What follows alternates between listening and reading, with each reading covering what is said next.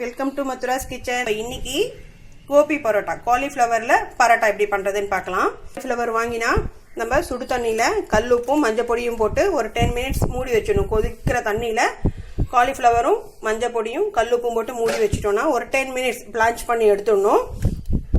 அதுக்கு தேவையான பொருட்கள்: ஒரு வெங்காயம் நல்லா சின்னதாக சாப் பண்ணி வச்சிருக்கேன், 2 பல் பூண்டு, ஒரு பச்சை மிளகா, 1/4 ஸ்பூன் மஞ்சள் பொடி, 1/4 ஸ்பூன் ஜீரக பொடி, 1/2 ஸ்பூன் கரம் மசாலா, 1 ஸ்பூன் மிளகாய் பொடி. நம்ம இதை எப்படி பண்றதுன்னு இப்ப பார்க்கலாம்.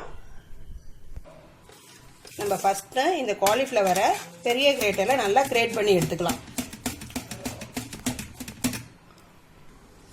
கிரேட் பண்ண காலிஃப்ளவர்ல எடுத்து வச்சிருக்க எல்லா இன்கிரீடியன்ஸும் போட்டு மிக்ஸ் பண்ணிடலாம்.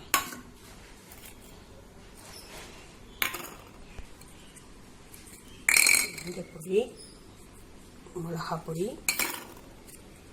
ஜீரக பொடி,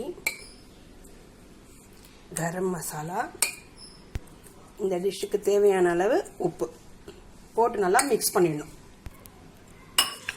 நல்லா மிக்ஸ் பண்ணி வச்சுட்டு நம்ம நார்மலாக பரோட்டா பண்ணுற மாதிரி ஸ்டஃப் பண்ணி பண்ண வேண்டியது தான். ஒரு 5 to 10 மினிட்ஸ் இப்படியே வைக்கணும். இந்த உப்புலையும் இந்த காலிஃப்ளவரோட அந்த மாய்ஸ்சர்லையும் வெங்காயம் வந்து நல்லா சாஃப்ட் ஆகிடும். அதனால ஒரு 10 மினிட்ஸ் இப்படி மூடி வச்சுடணும். 10 மினிட்ஸ் கழிச்சு நம்ம ஸ்டார்ட் பண்ணுவோம். நம்ம நார்மலாக சப்பாத்தி மாவு சாஃப்டாக பிசைகிற மாதிரி பிசைஞ்சிக்கணும். இனி ஆலு பரோட்டா எப்படி பண்ணுறோமோ அந்த மாதிரி தான் நம்ம இப்போ பண்ணணும். எப்படி திரட்டுறதுன்னு காமிக்கிறேன். நார்மலாக திரட்டணும்.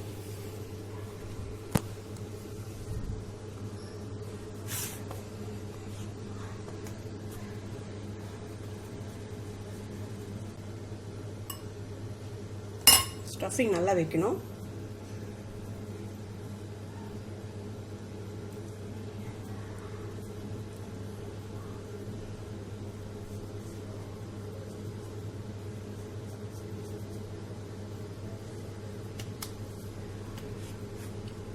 டஸ்டிங் பண்ணாலும் சரி, இல்லை இப்படி மாவில் முக்கி எடுத்தாலும் சரி, நம்ம அதுக்குன்னு தனியாக மாவு எடுத்து வச்சுக்கணும்.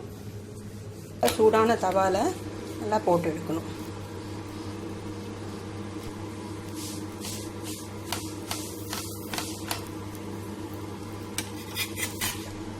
ரெண்டு பக்கமும் நல்லா செவந்ததுக்கப்புறம் தவாலேருந்து எடுத்துட வேண்டியது தான். சூடான பரோட்டா மேலே நல்லா பட்டர் அப்ளை பண்ணிக்கணும். Cauliflower parotta, gobi parotta ready.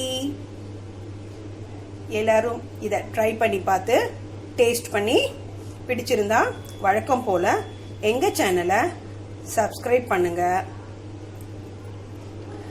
Like பண்ணுங்க, கமெண்ட் பாக்ஸில் கமெண்ட் கொடுங்க, மறக்காம அந்த பெல் பட்டனை ப்ரெஸ் பண்ணுங்க. தேங்க்யூ.